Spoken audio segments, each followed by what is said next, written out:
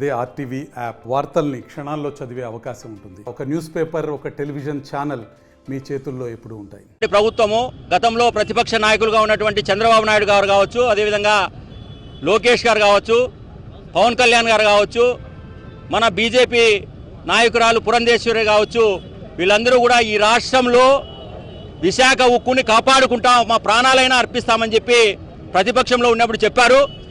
కర్మాగారాన్ని కాపాడుకోవడానికి కార్మికులు, ఉద్యోగులు ప్రయత్నాలు చేస్తూ ఉన్నారు. అయినా సరే లాభాలు వచ్చే కంపెనీల్ని మూసేస్తున్నటువంటి మోడీ ప్రభుత్వం రైల్వేస్ కావచ్చు, విమానయానం కావచ్చు, అనేకమైనటువంటి లాభాలు వచ్చే కంపెనీలనే మూసేస్తూ ఉంది. ఈరోజు ప్రైవేటీకరణ మంత్రం చెప్పిస్తున్నటువంటి నరేంద్ర మోడీ విశాఖ ఉక్కుని ఎట్లయినా సరే ప్రైవేట్ వ్యక్తుల చేతుల్లో, అదానీ చేతుల్లో, అంబానీ చేతుల్లో పెట్టాలనే ఒక ఆలోచనతో ముందుకు పోతా ఉన్నారు. దీన్ని కార్మిక రైతు సంఘాలుగా మేము వ్యతిరేకిస్తా ఉన్నాం.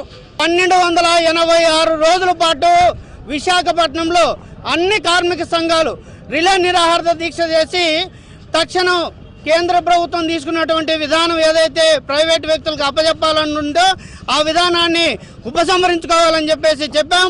గతంలో ప్రతిపక్షంలో ఉన్నటువంటి, ఇప్పుడు కూటమిగా ఉన్నటువంటి పార్టీలు అన్ని కూడా అక్కడ చేస్తున్నటువంటి న్యాయమైనటువంటి డిమాండ్స్, ఆంధ్రాకు కావాల్సినటువంటి విశాఖ ఉక్కును కాపాడడంలో మా పాత్ర కూడా ఉంటుందని చెప్పారు.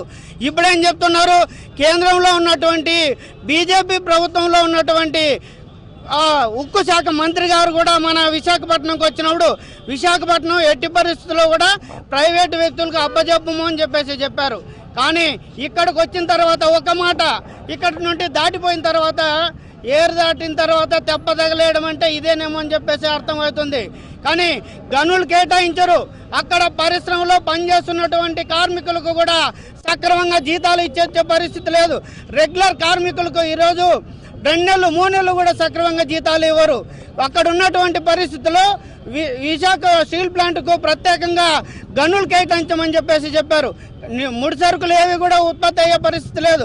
కార్మికులందరికీ కూడా ఇబ్బందులు పెట్టి ఇళ్లకు విఆర్ఎస్ కింద పంపించేసి ఈ పరిశ్రమను మూసేయడానికి ప్రయత్నం చేస్తున్నారు. కాబట్టి ఈరోజు కార్మిక సంఘాలు అన్నింటినీ కూడా కలుపుకొని రాష్ట్ర వ్యాప్తంగా నిరసన కార్యక్రమాలకు ప్రారంభించాం.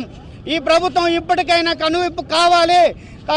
అదేవిధంగా విశాఖ స్టీల్ ప్లాంట్ను ప్రైవేటీకరణ కానికుండా కాపాడుకోవడానికి మేమందరం కూడా ప్రయత్నం చేస్తామని తెలియజేస్తున్నాం.